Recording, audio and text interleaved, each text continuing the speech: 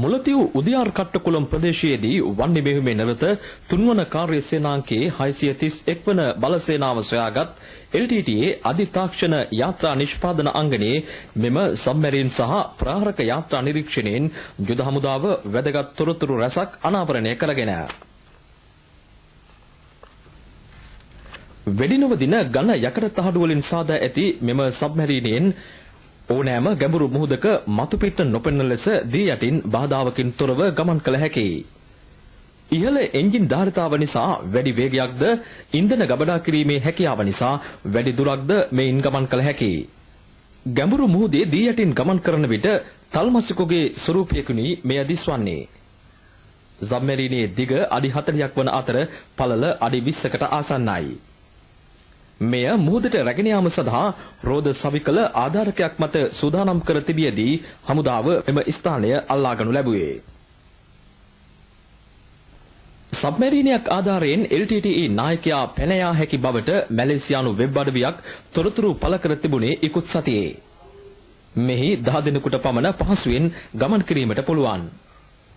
Oxygen cylinder 5ක රැඳවුම්ද ඇතුළත දැකගත හැකියි.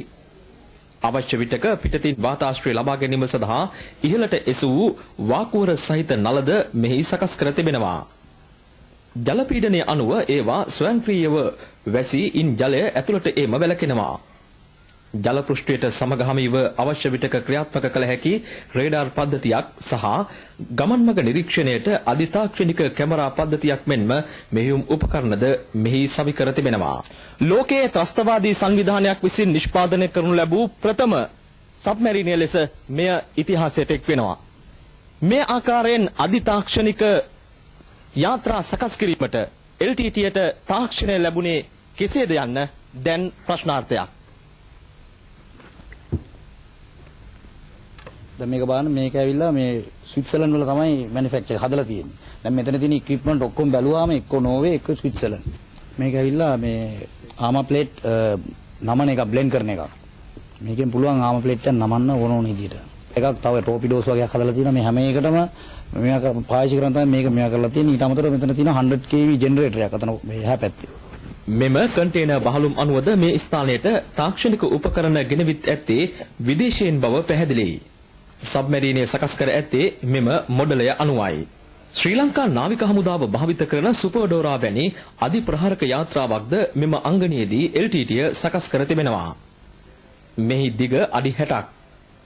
රේඩාර් රැඳවුම්, අභිරඳවන ස්ථාන, ආරක්ෂිත කුටි, ඉන්ධන ගබඩා ආදී සියලු අංගෝපාංග වලින් මෙය යුක්තයි. මෙයද සකස් කර ඇත්තේ වෙඩි නොවදින ඝන යකඩ තහඩු වලින්. සබ්මැරීනයේ ආරක්ෂාව සැපීම සඳහා මෙය නිෂ්පාදනය කළේද යන්න හමුදාව සැක කරනවා. මෙම ප්‍රහාරක යාත්‍රාවද මුහුදට ගෙන යාම සඳහා වැඩ නිමකොට සූදානම් කර තිබූ බව ඒ අසල වන රැඳවුම් අට්ටාලයෙන් පැහැදිලි වෙනවා. මෙම යාත්‍රා නිෂ්පාදනාංගණයේ තවමත් හඳුනා නොගත් නිර්මාණ රැසක්ද පවතිනවා. වැඩ නිම නොකළ මෙම නිර්මාණය එවැන්නක්. මෙයද තවත් සබ්මැරීනයක් හෝ මරාගෙන මැරෙන ප්‍රහාරක යාත්‍රාවක් විය හැකි බවට හමුදාව විශ්වාස කරනවා.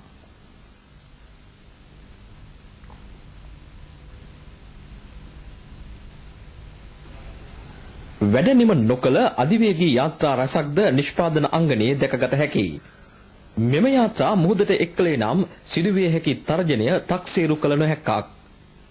දීර්ඝකාලීන ව්‍යාපෘතියක අවසන් අධියර ක්‍රියාත්මක වෙමින් පවතිද්දී හමුදාව මෙම ස්ථානය අත්කරගෙන ඇත්තේ.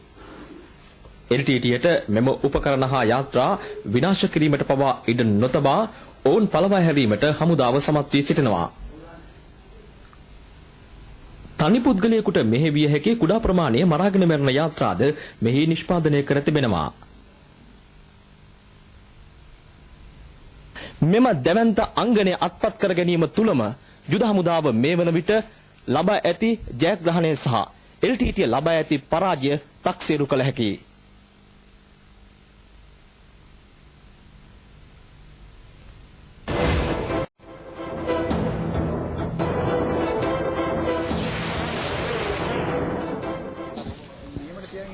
මිලිමීටර් 120 මෝටාර් රවි 3ක්, මිලිමීටර් 81 මෝටාර් රවි 2ක්, මිලිමීටර් 80 මෝටාර් අවියක් සහ මිලිමීටර් 60 මෝටාර් අවියක් ඇතුළු මෙම LTTE බර අවිතුගය යුද හමුදාවේ 58 වන සේනාංකය විෂමඩු උතුරු ප්‍රදේශයේදී LTTEට එල්ල කළ ප්‍රහාරයකින් පසු අත්කරගත්තා. මෙම මෝටාර් අවිවලට අමතරව භාවිත නොකළ තෝමෝබැරික් අවි 8ක් සහ ඩිස්පෝසබල් RPG අවි 10ක්ද LTTE අතහැර දමා ගොස් වන්නේ මෙහිමේදී මෙතෙක් එක් ප්‍රහාරයකදී අත්කරගනු ලැබූ බර අවි වැඩිම ප්‍රමාණය මෙයයි. ආරුල් හා ග්‍රෙනේඩ් බෝම්බ තොගයක්ද මෙහිදී හමු වුණා. මීට අමතරව ක්ලේමෝ බෝම්බ 10ක්ද මෙම අවි තොගයට ඇතුළත්. කිලෝග්‍රෑම් 20ක ක්ලේමෝ බෝම්බයක්ද ඒ අතර වෙනවා. මයික්‍රෝ පිස්තෝල 17ක් AK-47 රයිෆල් 16ක් ස්නයිපර් අවියක් ඇතුළු ගිනි අවි විශාල ප්‍රමාණයක්ද මේ අවිතොගයට ඇතුළත්.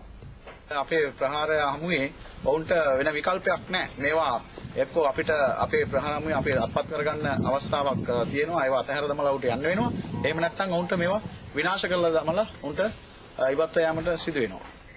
LTTE ලෝකයේ ධනවත්ම හා වැඩිම වත්කම් සහිත ත්‍රස්තවාදී සංවිධානය ලෙසයි සැලකෙන්නේ. මද්‍රව්‍ය හා අවිජාවාරම කප්පම් ලබා ගැනීම ත්‍රස්තවාදී විදේශ ආයතන අරමුදල් යටතේ පෝෂණය වූ LTTE නවීන යුද හා තාක්ෂණ උපකරණ විදේශවලින් රහසිගතව ලබාගෙන එංගලන්තයේ වේල්සී නිෂ්පාදනය කර ඇති මෙම ජංගම සංනිවේදන කුලන ඊට උදාහරණයක්. විෂමඩු උතුරු ප්‍රදේශයේදී හමු වූ මෙම ජංගම කුලන අඩි 50 කොටස් 4කින් හකුලා ඇති අතර අඩි 200ක් උසට ස්වයංක්‍රීයව එසවිය හැකියි. මෙය රෝද සහිත ටෙලරයක් මත ස්ථාපිත කර ඇති අතර හකුලා තැනින් තැනට ගෙන යාම සිදු කරලා. LTTE පසුපසට එද්දී සිය සංනිවේදන කටයුතු පවත්වාගෙන යාමට මෙයද රැගෙනවිත්. අවියාවුද සමග LTTE සමාජිකයන්ගේ යුද ඇඳුම් හිස්වැසුම් පාවහන් අවිරන්දවන හා තවත් පැළඳුම් විශාල ප්‍රමාණයක්ද හමුදාව සොයාගෙන වන්නේ මෙහිමේදී මෙතෙක් හමු වූ LTTE නිල ඇඳුම් විශාලතම තොගය මෙයයි. අවියාවුද අතහැර හමුදාවට බහර වන ලෙස රජය මේ වන විට අවසන් නිවේදනය LTTEට නිකුත් කර තිබෙනවා. හමුදාවට අත්කර ගැනීමට තවත් ඉතුරුව ඇත්තේ වර්ග කිලෝමීටර් 280ක භූමි ප්‍රමාණයක් පමණයි.